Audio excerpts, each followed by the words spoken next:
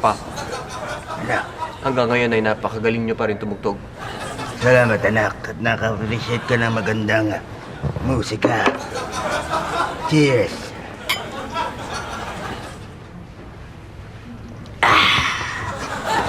Nice kong batiin ka anak. Sa iyo na pagpanalo bilang na mayor ng ating na lugar at bayan. Napakagaling. Pangatlong termino, wala pa rin tumatalo sa ating pamilya. Mula panahon ng hapon, tayo na mismo ang nagtayo ng lugar na ito bilang mana mayor. Congratulations. Maraming salamat, Itay. By the way, Happy Father's Day po. Maraming salamat.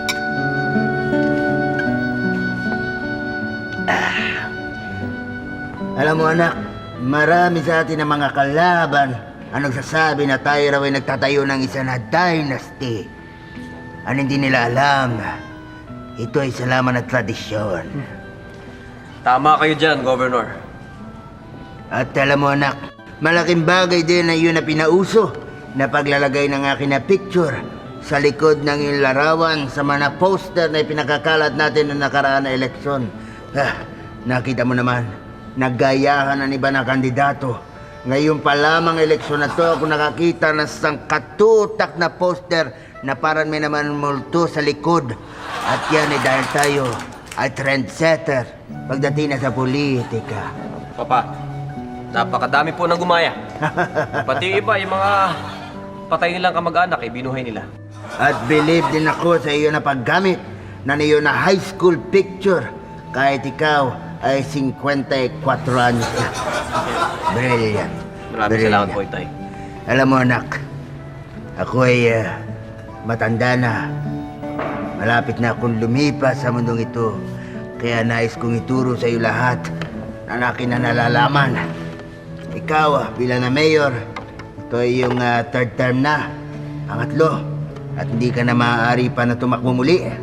Kung kaya't kinakailangan na i-train mo na ang iyong na asawa para ituloy ang ating na tradisyon.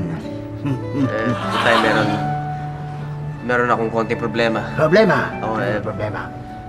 Nag-aaway kami ng asawa ko. Ha! Hindi problema yan, anak.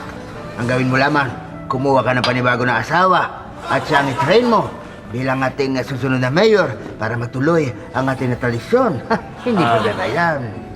Ang ibig niyo sabihin ay tatakbo kong congressman? Hindi pwede. Hindi ka pa handa para dyan, iyo. Hindi pa. Papa, anong gagawin ko ng 3 taon? Well, Alam ko na. Tatakbo akong senador. hindi maaari yan, anak. Kung yan ang iniisip mo, you better shut up.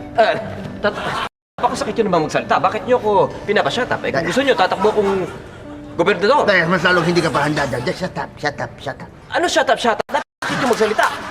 Kayo mag-shut up. Lagi niyo lang pinagdidiktahan ko anong dapat kong gawin sa buhay ko. Gobernador, ako pa ang lalabanan mo. Alam kong gobernador Dapat kayo. mag-shut up ka.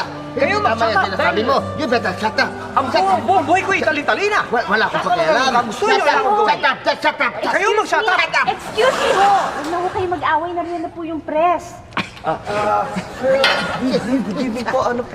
po magiging resulta ng press ninyo? May bala po ba? Sir, picture yun? Sir, kayo po ba? Sir, ano po? May bala po ba kayo? Kayo mag-shut up. Wala. Kayo mag-shut up. Sir, ano po masasabi nila? Sir.